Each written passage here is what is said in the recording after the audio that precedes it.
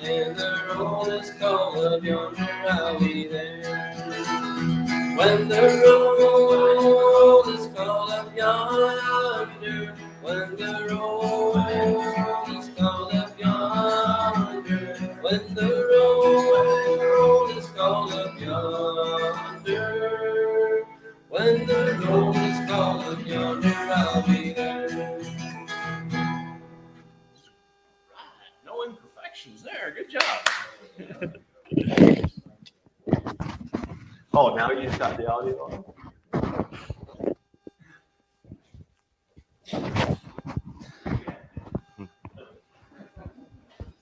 All right, how are you kids this morning?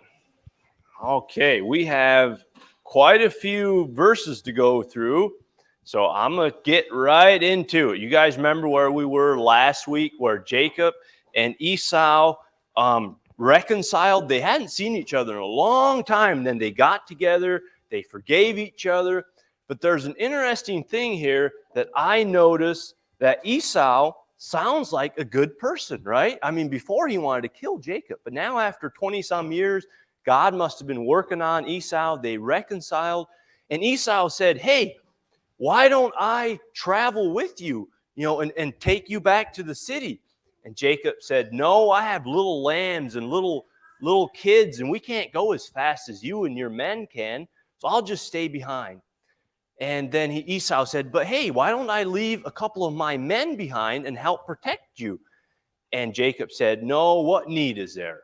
So something tells me that maybe Jacob didn't want to hang around with Esau. Even though they reconciled, forgave, what does the Bible say that Esau was? In Hebrews 12:16, it says Esau was a profane person, or we'd say he was a worldly person. And I think Jacob was pretty smart by saying, no, me and God, in our flock, we've been doing good so far. We'll just travel alone. But interestingly, what Jacob did, I think Jacob made a right move there. But interestingly, what he did next wasn't so biblical. You know what he did next? In verse, where am I? In verse 17, Esau returned that day. He didn't hang out with Jacob. He returned that day, and Jacob went on, it says, Jacob went on to Succoth, and he built him a house and made booths for his cattle. So what the place Succoth means, just houses or booths, places for his cattle. We'd say Jacob wanted to start farming. Now, there's nothing wrong with farming, right? He built himself houses for his animals. But is that what God told him to do? No, I think that was his own idea. Because if you keep reading in the Bible, in Hebrews 11, it says, by faith, Abraham sojourned in the land of promise as in a strange country, dwelling in tents. He didn't say dwelling in houses. And what God told him in Genesis 31, when he was leaving his uncle Laban, he said, get thee out of this land and return unto the land of thy kindred. He didn't say return and go farming. And the second thing, he wasn't even in the land of his kindred. He had met Esau outside, but he was not yet in Canaan. So I don't know how long Jacob farmed, but must be farming isn't the way to make money, as all of us farmers know. It's a hard thing to be in. So he gathered up his flock, and maybe his conscience bothered him, because he knew God said, go to the land of Canaan. So now he gathered up and he went to the land of Canaan. Now he actually did what God wanted him to do, I believe, and he dwelt in tents. So he didn't build another house. He just kept his tents. But like his cousin, I think it was his second cousin, Lot, if I have my genealogy right. Lot, when he went out, when he pitched his tent, he pitched it toward a city. And here you see Jacob doing the same thing. And do you guys remember the city of Sodom and Gomorrah and what happened with that city and what happened with Lot when he pitched his tent toward it? Nothing good came out of that. People died. The city was burned down. Lot got involved in the city. Here we see the same thing happen with Jacob. Jacob pitched his tent toward it. could look at the city. This is where we start in verse 34, chapter 34. And Dinah, the daughter of Leah, which she bare unto Jacob, went out to see the daughters of the land. So he had 11 sons and one daughter, 12 sons and a daughter by not yet. He still had 11, I think. Yeah, he still only had 11 at this time. But anyway, the daughter, she was probably lonely with all the boys around. She said, I'm going to go find some friends in the city. And she went into the city to find some friends. And guess what happened? There was a prince in the city, and he seen Dinah, and he defiled her. And when she came back and told Jacob, at that time, Jacob didn't do nothing about it. His sons were out with the sheep, and when his sons came back, they were angry. They said, you can't abuse our daughter like that. And they took matter in their own hands. What did they do? And I think it was Simeon and Levi. And if I understand it right, those were the two sons, one older than Dinah and one younger. So they would have been friends with Dinah. So they said, we're going to make a deal with these men. And they didn't follow through with their deal. They just had a different plan. And on the third day, they went in the city when the men weren't expecting it. They pulled out their swords and they killed all the men. Why did they kill all the men? Well, if you think about it, if they would have only killed the prince, the one that abused Dinah, all the men would have gathered against Jacob and his sons. And there were too many of them. They would have killed Jacob and his sons. So the sons said, I know what, we'll just kill everyone. Do you think that was God's plan? I don't think that was God's plan. So even after Simeon and Levi killed all the men in chapter 34, the other brothers came in and they didn't stop at there. In verse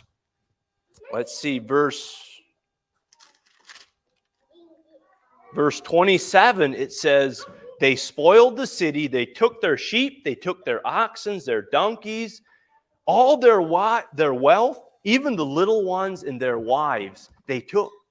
So the brothers really took out their revenge on this city. And when they came back to Jacob, Jacob said, what are you guys doing? He said, you make me stink. He said, if these other Philistines and Canaanites found out what you guys did, they're going to attack us. Because we're only 12, 13 men with other soldiers, and there's a lot of other Canaanites. So what was Jacob going to do? Here, he had fled from his life from Esau. He got back, reconciled with Esau. Now his sons did this. Did Jacob have to run for his life again? What do you guys think? Well, this is where our story begins in chapter 35. So here, Jacob he's in a tough spot. And what does God do? I hope Jacob after this got down on his knees and was praying, asking God, because what it says in the first verse of chapter 35, it says, God said unto Jacob, arise. So either Jacob was sleeping or Jacob was praying, but God told him, arise up, Jacob. Get up on your feet and go up unto Bethel. Now, Bethel, so I guess this, he was in the land of Canaan now, but he was right outside the city. So he said, go further. Oh, go away from the city, Jacob. Go into Bethel. And if you guys remember where Bethel was, that's where Jacob had that dream with the ladder going up and down. That's where he first encountered God. That's that same place.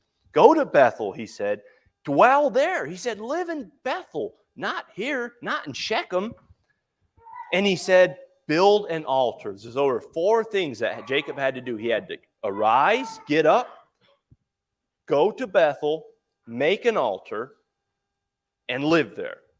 Get up, live there, make an altar. So the next day, Jacob didn't know what to do at that point. Hopefully he was crying out to God, praying. So that's what Jacob did. The next day, you'll see, he came to his family, gathered all the family together. So it would have been Leah and all her children, and Dinah came from Leah. If you're taking notes, remember that Dinah came from Leah, I think. And then it would have been Dinah's servants, Leah's servants, Rachel's handmaids and their children. Then, of course, Rachel and Joseph. So he gathered them all together and he explained, we can't stay here. These men might come after us after they find out what happened, and God told us to move on up to Bethel. Then what he said next, he said, and put away all these strange gods from among you. Be clean and change your garments. Now, which one of these women's, remember when they fled from Uncle Laban, which one of these women's had a strange god that she stole out of Laban's house? Do you guys remember that? She hid it in her camel and Laban couldn't find it. Which one was it? Do you think it was Leah or Rachel? Anyone remember? It was Rachel. And Jacob said, whoever you find this forget the name of what he called it, wherever you find it, that person you can kill. Well, Rachel sat on it and hid it underneath the camel's saddle, so Laban never found it. So she's lucky to be still alive. But anyway, I don't know if it was that god that they had or if they got other gods from that city and the Canaanites and all them people from the land, but they had these strange gods from among them. And he said, bring them all to me. We got to serve the one true living God. Bring all your strange gods and clean up, change your garments. You know, it'd be maybe like our moms tell us nowadays, hey, we're going to church tomorrow. Put on your best clothes. And that's what Jacob was saying. It's time that we go back to church, to the one true God. So they came to him. They came to him and brought all their strange gods and all their idols. And what Jacob did, he buried them underneath this big oak tree there in that land. He took all the strange idols, and they even had earrings on. He took their earrings, buried them underneath that tree. Now, right now, if we come to church and we have these strange gods or we say idols in our life, there is a tree up on the hill of Calvary that we can bury all our idols under. Does anyone know what kind of tree I'm talking about? There's a tree up there. The cross. We can bury all our idols, all our things that take our focus off of God. And Jesus died on that tree for us. So we can do exactly what Jacob and his family did. Hey, we want to clean up our mess. We got us into this big mess. Think about Jacob's sons were mass murderers. And his daughter had gotten abused. And the people were after Jacob. He thought they were going to kill them. Now Jacob and his family wanted to go to Bethel, and they had to walk through all the rest of the Canaanites.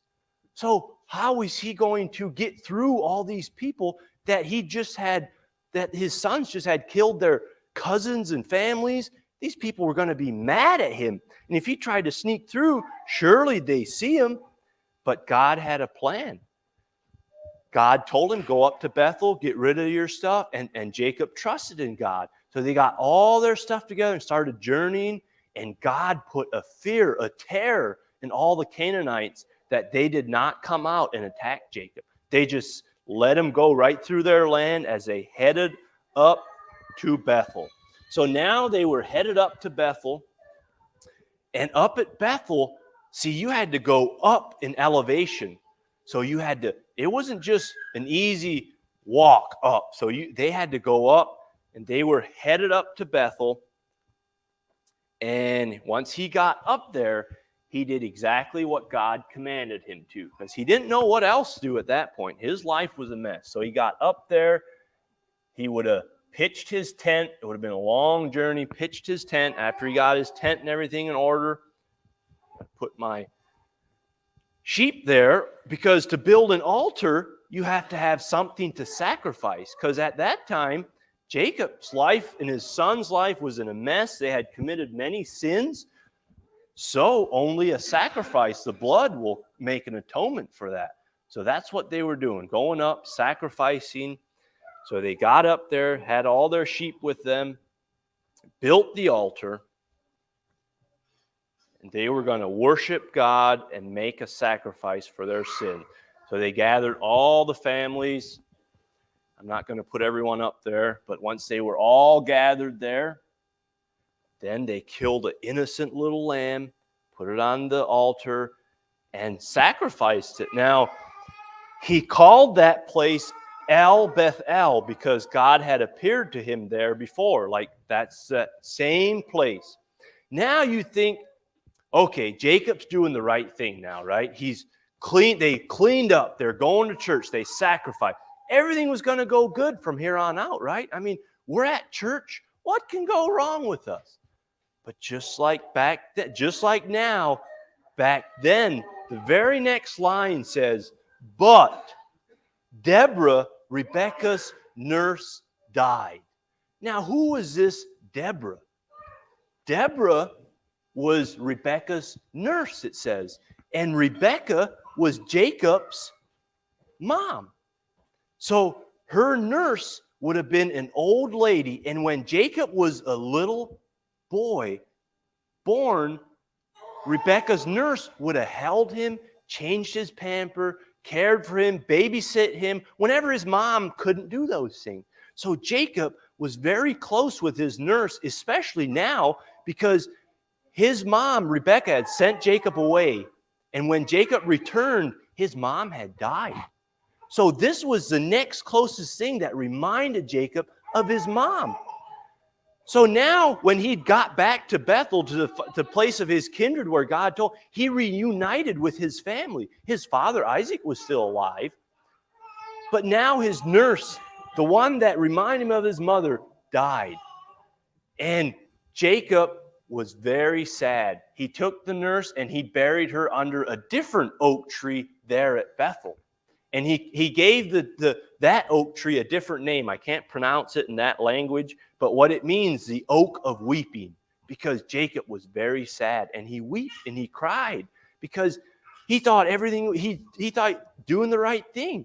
But just like here, Satan comes in and ruins it for us, because Satan still he just messes everything up all the time if he can. But we don't focus on Satan, we focus on God. And then just like this, Jacob, even after you're done weeping, things got better, because right then Jacob was weeping, and right after that, Jacob was crying, and it says the Lord appeared unto him.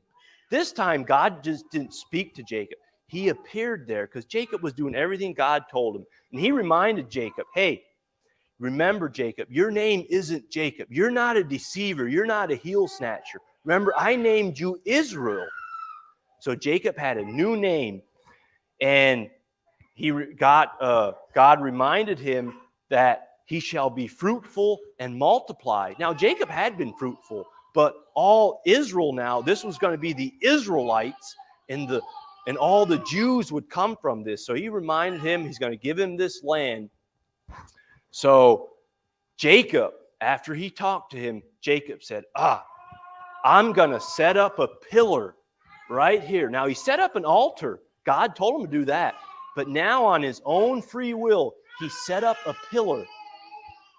And what is a pillar of stone for? It's a reminder that what God had promised him, and he poured oil and drink offering, I think, on it as a reminder to never forget that if he follows God, God will always look out for him.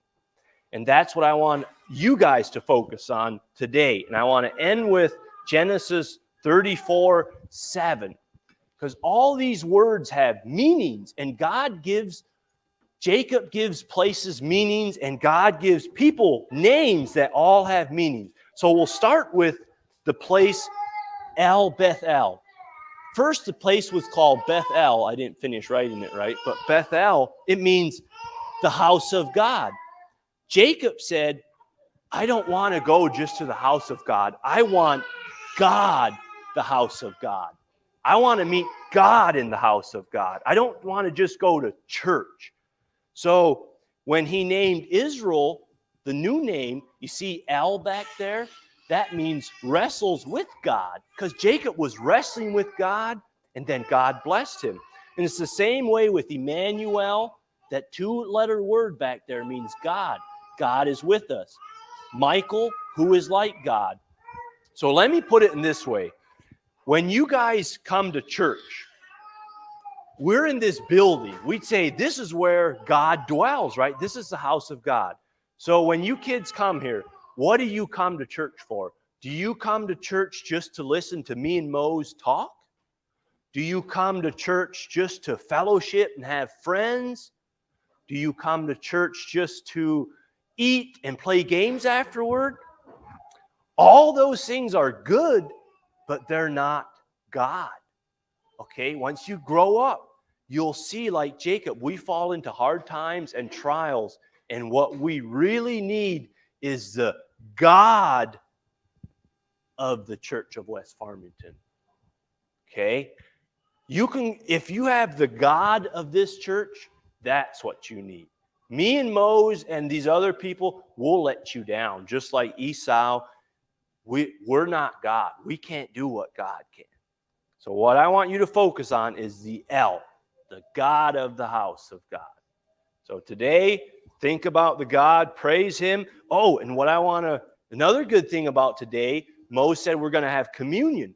And for us, like Jacob, to set up a pillar of remembrance, God said, if you guys have communion, you drink that wine, eat that bread, do this in remembrance of me. That's in remembrance of Jesus. So we're just like Jacob. We're going to remember what Jesus did for us on the cross and have communion today. Okay? So do you have another song to end with?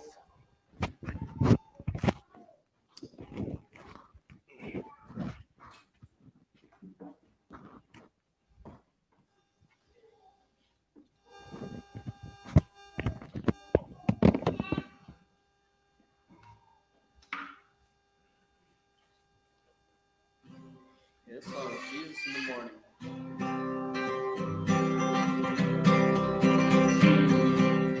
Okay, hang on. I lost it.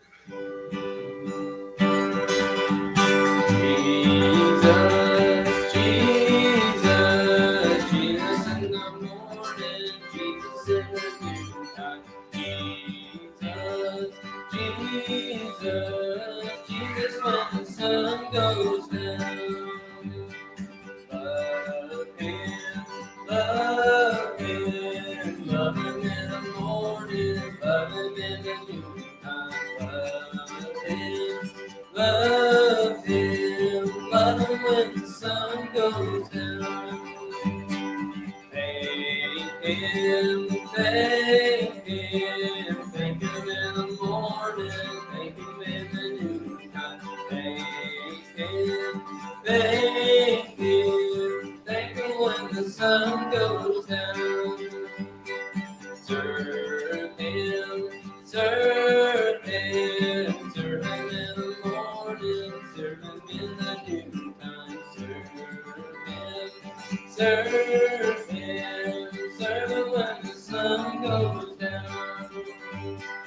Praise him, praise him, praise him in the morning, praise him in the noontime.